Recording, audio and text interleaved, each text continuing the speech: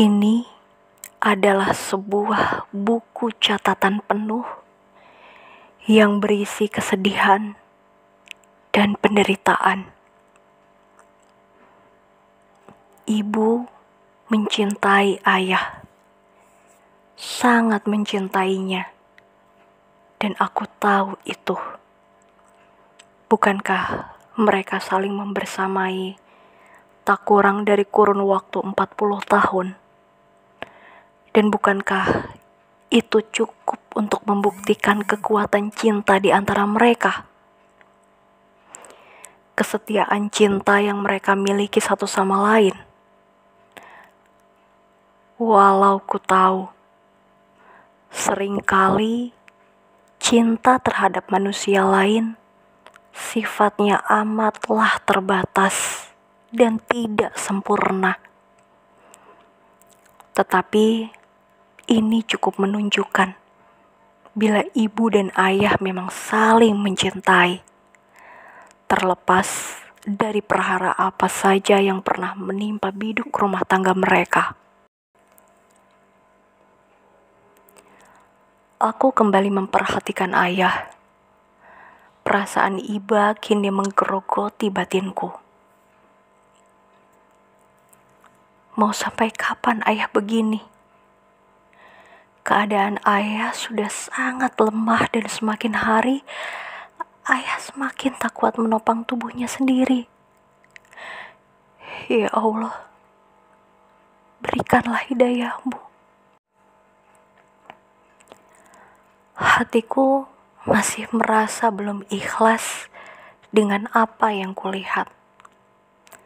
Ayah sakit, dan di tengah kesadarannya yang mulai berkurang banyak, kedekatannya kepada Tuhan masih juga belum terbangun.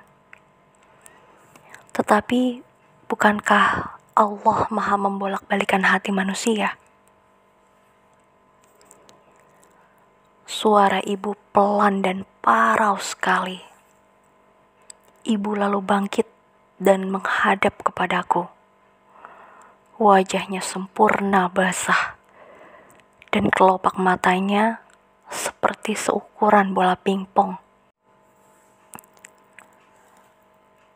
Andai aku berani untuk menyampaikan tentang apa yang kutangkap selama beberapa hari terakhir mengamati wajah ibu, mungkin aku bisa melarangnya untuk tak menangis lagi.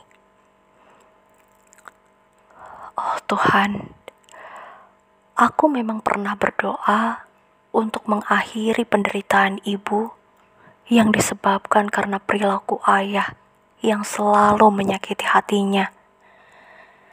Tetapi bukan seperti ini cara yang ku mau. Mengakhiri penderitaan ibu dengan memunculkan penderitaan pada ayah. Ayah, maafkan Arini ya. Kalau Arini punya banyak salah. Kalau Arini belum bisa membahagiakan ayah. Maafkan Arini yang sering kali menyakiti hati ayah. Maafkan Arini yang kadangkala bicara kasar dan tidak sopan di hadapan ayah. Arini minta maaf ya. Ayah ingat Allah terus ya. Di sini, di hati ayah. Jangan sampai terlepas. Jangan sampai ayah abai dan lupa. Bersikir terus ya. Berdoa dan minta sama Allah agar mengangkat penyakit ayah. Ya, ayah juga jangan lupa minta ampun sama Allah atas kesalahan dan khilafan yang pernah ayah lakukan. Hari ini sayang ayah. Aku jadi teringat saat kecil dulu, ketika ayah pertama kali mengajariku mengaji. Ayah begitu giat mengingatkanku setiap hari untuk belajar mengaji, dan ayah selalu membenahi setiap huruf yang kulisankan dengan keliru. Ayah selalu mengelus rambutku jika aku membacanya dengan benar, dan itulah masa-masa yang paling kurindukan. Aku juga rindu dengan sholat berjamaah yang senantiasa didirikan oleh ayah selaku imam, sementara ibu, Kahanin, dan aku menjadi makmumnya. Tetapi itu sudah lampau, dan hanya terjadi saat aku dan Kahanin masih kanak-kanak. Aku rindu sekali dengan masa-masa kebersamaan kami. Masa yang tentu saja tak akan pernah bisa terulang lagi. Jadi, ayah sekarang sendirian di ruang isolasi.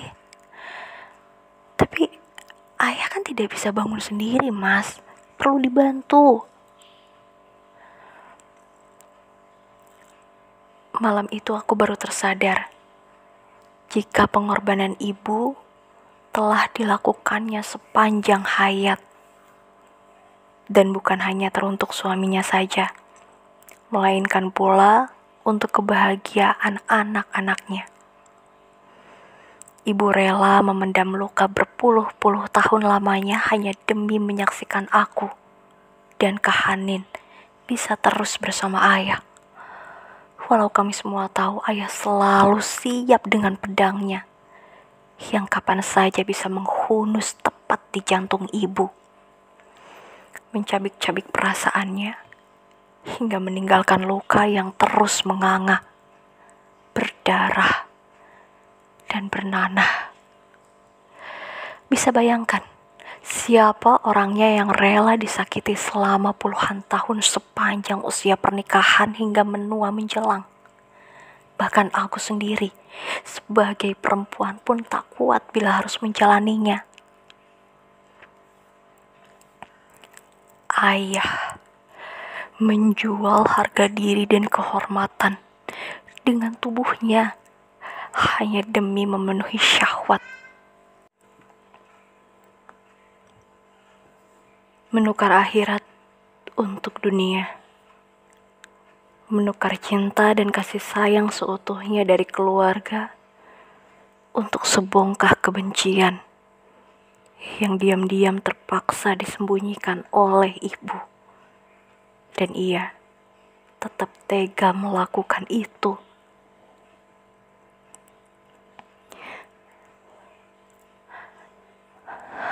Astagfirullahaladzim.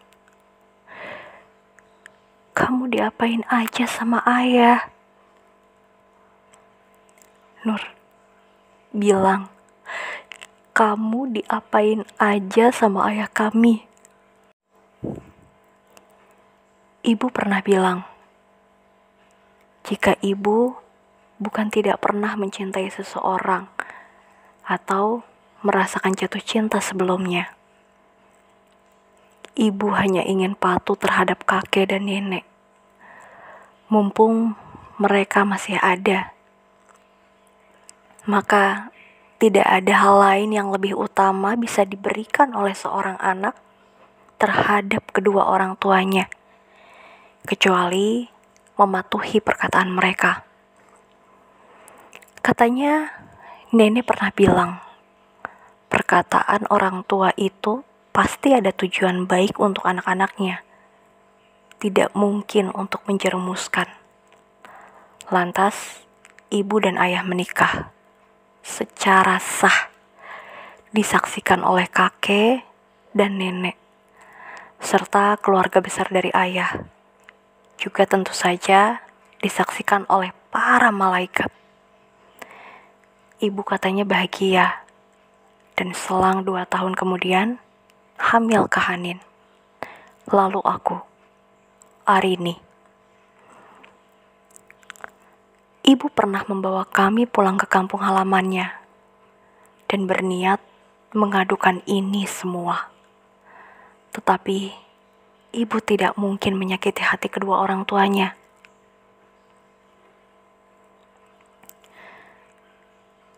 Kenapa ibu tidak berpisah saja dengan ayah kalau memang ibu tidak bahagia? Lalu ibu menjawab dengan amat tabah, jika perpisahan bukanlah satu-satunya cara terbaik menghindari masalah, justru hanya akan menambah deret panjang masalah-masalah baru yang muncul di kemudian hari. Aku dan Kak Hanin yang tentu saja akan bersedih, terutama saat tengah merindukan kebersamaan ibu dan ayah. Kami yang juga mungkin akan kehilangan kepercayaan terhadap kasih sayang tulus yang diberikan keluarga, yang tidak akan pernah terputus. Lalu itu dijadikan alasan untuk pembenaran keputusan mencari kenyamanan bersama orang lain yang belum tentu baik di luar sana. Dan tak hanya itu, nafkah seorang ayah terhadap anak-anaknya yang sudah semestinya tetap terjaga dan mengalir malah berhenti. Dan inilah yang menjadi beban terberat ibu, karena ibu menginginkan kami bisa sekolah tinggi dan meraih gelar terbaik sesuai harapan kami. Oh Tuhan, dunia ini penuh keajaiban dan keindahan. Tetapi ibu memilih mengasingkan diri darinya, memenjarakan dirinya sendiri dalam perasaan yang selalu terluka, berdarah, dan bernanah. Awalnya aku mengira ini adalah cara gila di luar nalar yang dipilih oleh seorang perempuan terdidik dan soleha. Namun tidak, ini justru mulia.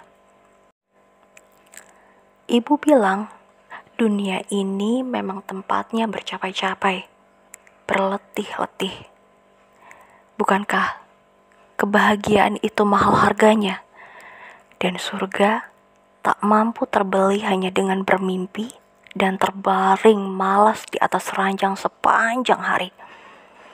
Mesti ada pengorbanan, dan ibu rela mengorbankan dirinya untuk membeli mimpi terbesarnya, yakni dapat mencium aroma surga dan menginjakan kaki di dalamnya sambil memandangi tempat itu dengan nyata.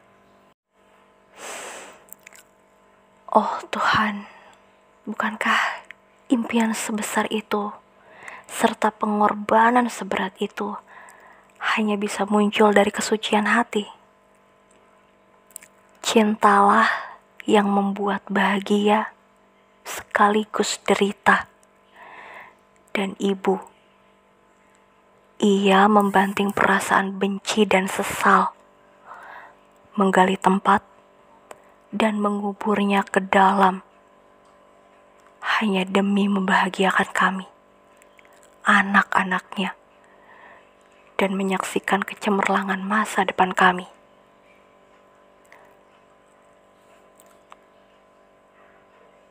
Besok aku mau ke sana, Mas. Enggak, jangan. Aku paham apa maksud Mas Iman melarangku menjenguk ayah. Mungkin ia merasa takut jika nantinya aku sampai ikut terjangkit penyakit itu. Apalagi keadaanku sekarang sedang hamil besar. Mas kan sudah bilang, jangan ke sini. Tapi dia ayahku, Mas. Aku harus melihatnya. Kalau Mas saja diizinkan oleh perawat, berarti aku pun boleh. Apalagi aku anak kandungnya, Mas. Mas Iman lalu menuntunku bertemu dengan ayah. Kami menyisir sebuah lorong panjang dan gelap, yang di ujung sana nampak sekilas cahaya menyelusup. Kami sampai di depan sebuah ruangan, dan aku menoleh ke kanan. Sepanjang penglihatan dipenuhi oleh kaca-kaca jendela, sepi. Sunyi. Aku melihat jelas ayah tengah terbaring lemah di atas perangkar. Kanan kirinya kosong. Tak ada pasien lain di dalamnya. Kecuali hanya tubuh ayah yang tak berdaya. Dililit oleh selang-selang yang tidak begitu ku tahu pasti fungsinya untuk apa. Aku menyentuhkan jari-jari tanganku pada kaca dan berharap ayah yang tengah memandang langit-langit kamar menoleh ke arahku. Ingin rasanya aku memanggil, kalau perlu berteriak. Tetapi, apa kaca tebal ini mampu menyerapnya hingga sampai kepada ayah? Ayah lalu menoleh perlahan. Ia melihatku. Benar-benar melihat ke arahku. Oh Tuhan, sanggupkah jiwa ini untuk tidak menangis, menyaksikan orang yang dikasihi sendirian dan kesepian di tengah sakit yang dideritanya?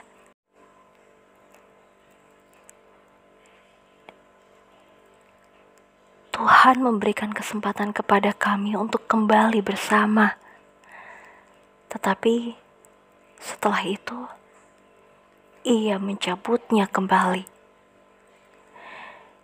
Ibu runtuh di dada ayah, dan aku, sambil memegang perut buncitku, berupaya sekuat tenaga menahan sakit yang tiba-tiba muncul. Akankah aku melahirkan di saat baru saja kehilangan orang yang paling kusayangi?